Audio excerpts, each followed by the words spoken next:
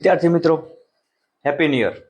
મિત્રો, તહેવારો આવશે અને જશે, પણ આપણો સાચો તહેવાર ત્યારે જ છે કે જ્યારે આપણને સફળતા મળશે. સફળતા એટલે કે ભાઈ જ્યારે આપણે ટેટની પરીક્ષા પાસ કરીશું, 110 120 માર્ક આવશે, ત્યારે આપણો સાચો તહેવાર આવશે. તો ચાલો આપણે ગુજરાત સરકારની યોજના વિશે જાણી લઈએ. આજે જોવાનું છે સરસ્વતી સાધના યોજના. તો આ જે યોજના છે એનો લાભ કોને થાય છે? તો માધ્યમિક અને ઉચ્ચતર માધ્યમિક શાળામાં ભણતી કન્યાઓને, જે છોકરીઓ હોય છે, એમના આ યોજનાનો લાભ આપવામાં આવે છે. કેમ આપવામાં આવે છે? તો તમને ખબર છે ભાઈ, પ્રાથમિક શાળા પોતાના ગામમાં જ હોય, 1 થી 8 ધોરણ સુધી પોતાના ગામમાં એ આપણે છોકરીઓ બાળાઓ અભ્યાસ કરે છે. પણ જો 9મા ધોરણમાં જવાનું હોય, માધ્યમિક શાળામાં જવાનું હોય ને કદાચ એ સ્કૂલ છે બીજા ગામમાં હોય, તો અમુક જે વ્યક્તિઓ છે ઘરના, એ કદાચ છોકરીઓના આવવા જવામાં પ્રોબ્લેમ થાય એવું વિચારીને 9મા ધોરણમાં અભ્યાસ કરવા માટે મોકલતા નથી. તો આનો હેતુ શું છે?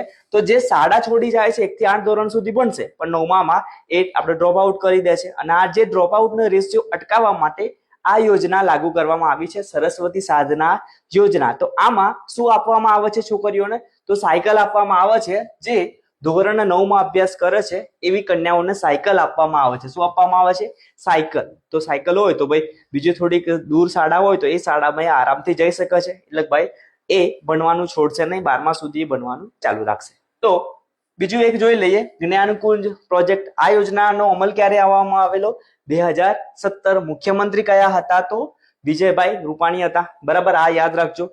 અને આનો હેતુ શું છે? તો ધોરણ 5 થી 8, ધોરણ પણ યાદ રાખજો ભાઈ, 5 થી 8 ના વિદ્યાર્થીઓ આપણે નાનપણથી જ જે ટેકનોલોજી છે, ઇન્ટરનેટ છે, એમના વિશે પરિચિત થાય, એમનો ઉપયોગ કરતા શીખે. તો એ હેતુથી આ પ્રોજેક્ટ નો અમલ કરવામાં આવ્યો છે. આ જ પ્રોજેક્ટ અંતર્ગત સ્કૂલમાં લેપટોપ આપવામાં આવે છે, પછી સ્માર્ટ ટીવી પણ આપવામાં આવે છે, પ્રોજેક્ટર પણ આપવામાં આવે છે, અને બાળકો જાતે ચાલુ કરે છે, જાતે શીખે છે. મારી શાળામાં 7મા 8મા વાળા 5મા વાળા પણ કોમ્પ્યુટર જાતે ચાલુ કરે છે, એમાં સરવાળા બાદબાકી બધું જાતે કરે છે. બધું આપણે ઘણું બધું શીખી ગયા છે.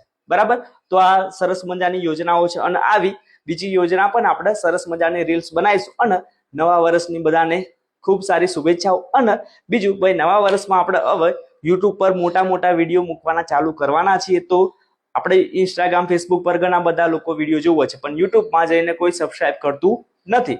તો જેને સબસ્ક્રાઇબ ના કરી હોય, મારી ચેનલની લિંક કોમેન્ટમાં છે, તો એકવાર કરી લેજો. આજથી મોટા વિડીયો આપણે બનાવીશું તમારા માટે, અને તમારા માટે સરસ બધું લાવશું.